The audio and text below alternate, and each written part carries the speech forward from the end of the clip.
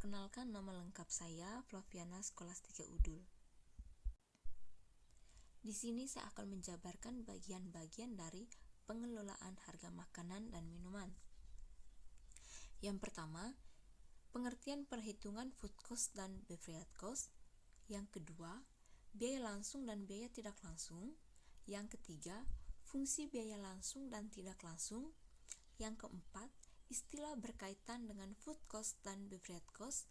Yang kelima, memahami dasar-dasar pengelolaan food cost dan beverage cost.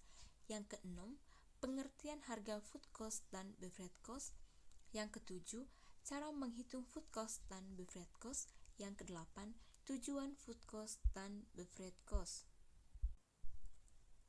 Yang berikutnya, pengertian perhitungan food cost dan beverage cost. Di sini saya akan menjelaskan masing-masing dari food cost dan beverage cost. Yang pertama, food cost. Food cost adalah seluruh biaya yang dikeluarkan untuk dapat menghasilkan suatu menu makanan dan minuman dengan standar resep tertentu, dari mulai bahan, pengolahan, hingga menjadi menu siap jual per satu porsi. Dan biasanya perhitungan food cost dilakukan oleh chef cook. Dan yang kedua itu ada beverage cost. Beverage cost adalah harga semua bahan makanan dan minuman yang digunakan untuk memproduksi suatu jenis makanan dan minuman. Biaya-biaya lain seperti biaya tenaga kerja, energi.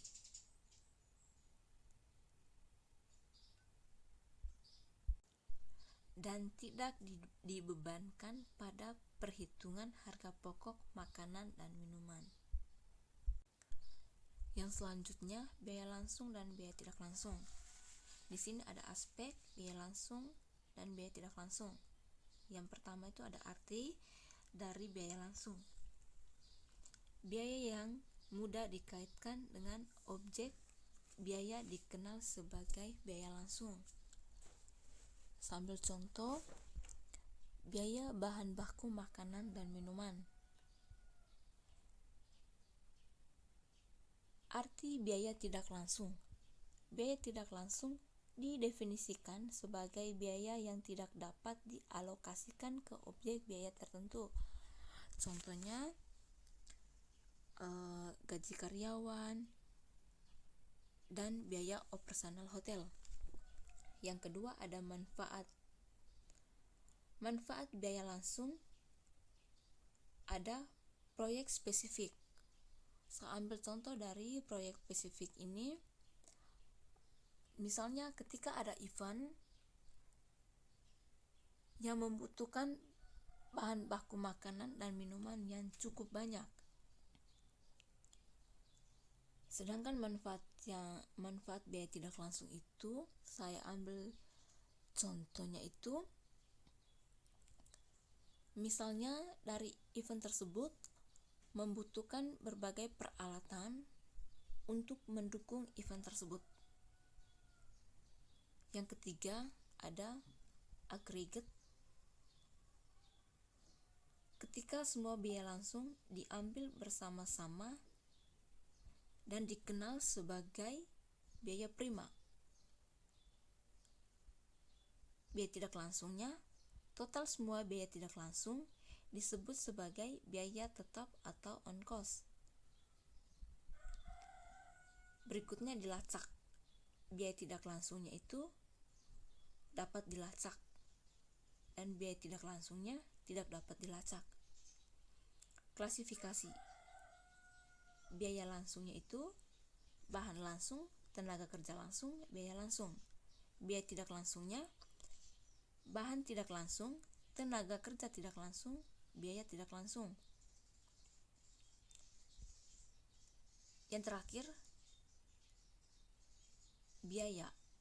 Biaya tidak langsungnya itu mudah dibagi ke objek biaya tertentu, sedangkan biaya tidak langsungnya itu biaya yang tidak dapat dibebankan ke objek biaya tertentu. Angelina Cendriana. Di sini saya akan menjelaskan mengenai fungsi biaya langsung dan tidak langsung. Yang pertama, adanya biaya langsung, maka perusahaan langsung memberi anggaran untuk produksi barang atau bahan baku atau untuk suatu proyek, sehingga selain menentukan biaya, fungsi dari biaya langsung juga untuk menentukan anggaran perusahaan, catatan keuangan, dan akuntansi perusahaan. Sedangkan fungsi biaya yang tidak langsung digunakan ketika perusahaan memproduksi beberapa macam barang atau beberapa macam proyek. Biaya tidak langsung ini muncul karena hal yang tak terduga.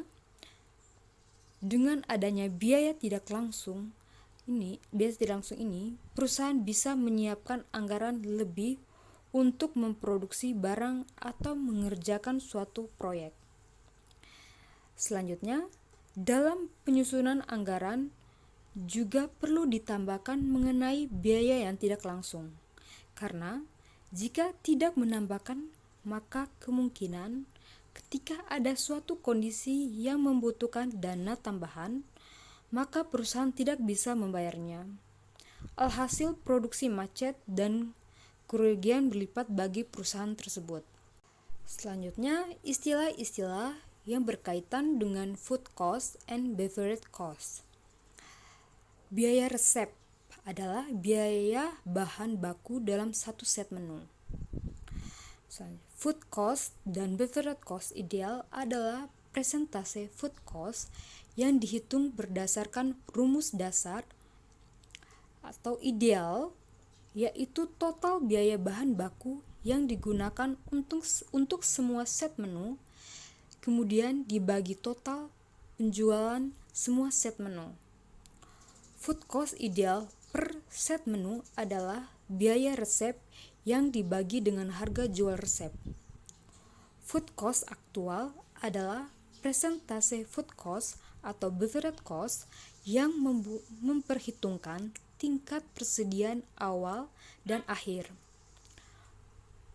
Food cost aktual atau beverage cost aktual akan selalu menjadi presentase yang lebih tinggi dari food cost ideal tersebut.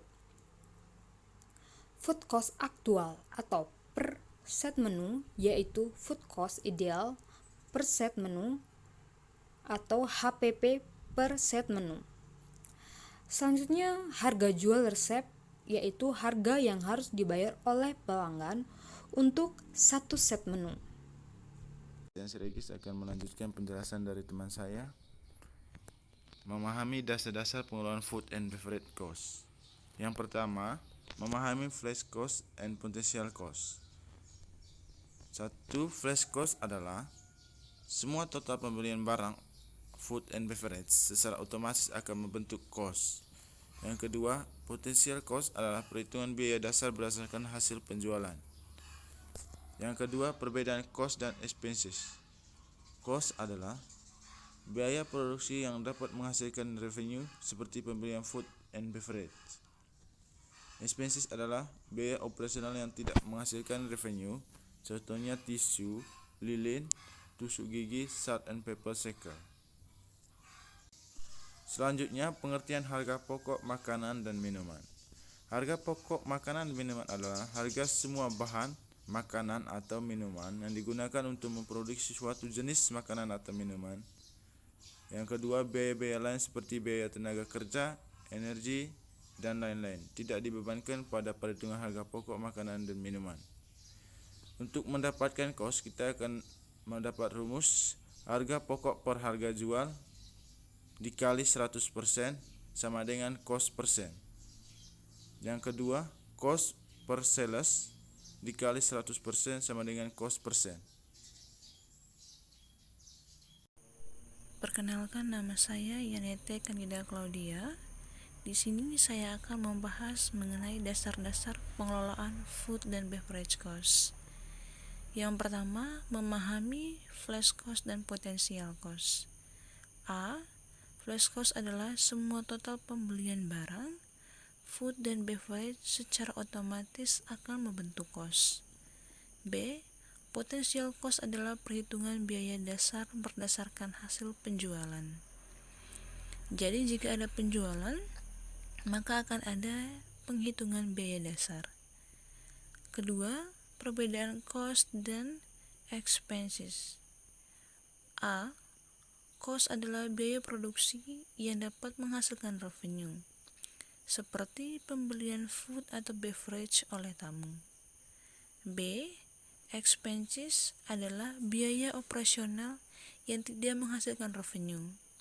Jadi expense ini adalah biaya yang dikeluarkan sebagai faktor pendukung atau kelengkap fasilitas yang disediakan dalam restoran. Contohnya penyediaan tisu, lilin, tusuk gigi, salt and pepper shaker. Kemudian yang berikut, pengertian harga pokok makanan dan minuman. Harga pokok makanan dan minuman adalah harga semua bahan makanan, minuman yang digunakan untuk memproduksi suatu jenis makanan dan minuman. Biaya-biaya lain seperti biaya tenaga kerja, energi, dan lain-lain tidak dibebankan pada perhitungan harga pokok makanan dan minuman. Harga pokok dan makanan dan minuman dapat dilihat pada layar yang ada di depan. Kemudian yang berikut, cara menghitung food cost dan beverage cost. Nah, teman-teman, pada gambar di depan terdapat beverage costing Sudamala Resort Labuan Bajo Komodo. Nah, di samping merupakan cara penghitungan yang dilakukan di Sudamala, di mana harga pokok per harga jual dikali 100% sama dengan cost persennya. Cost per sales kali 100% sama dengan cost persen.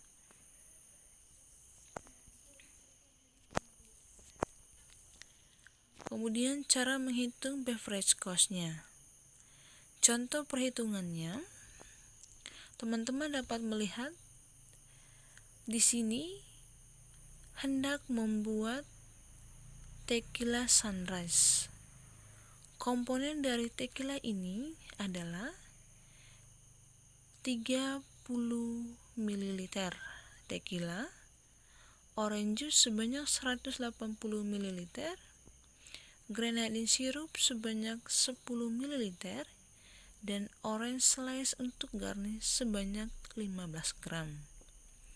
Jadi teman-teman, tequila satu botolnya itu seharga 350 dan volume satu botol itu sebanyak 750 ml.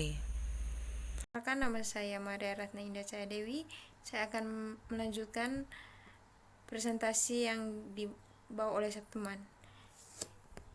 Tujuan food cost and beverage cost. Yang pertama, untuk mendapatkan nilai suatu barang, dagang, atau jasa. Yang kedua, lebih mudah menentukan nilai jual dan memperkirakan keuntungan. Yang ketiga, untuk menilai efisiensi perusahaan. Yang keempat, dapat digunakan menjadi dasar penilaian penyusunan neraca yang menyangkut penilaian terhadap aktiva. Yang kelima, sebagai pengawasan terhadap efisiensi biaya, khususnya biaya produksi. Yang keenam, untuk menentukan tujuan perencanaan laba. Yang ketujuh, sebagai dasar untuk menetapkan harga jual terhadap konsumen.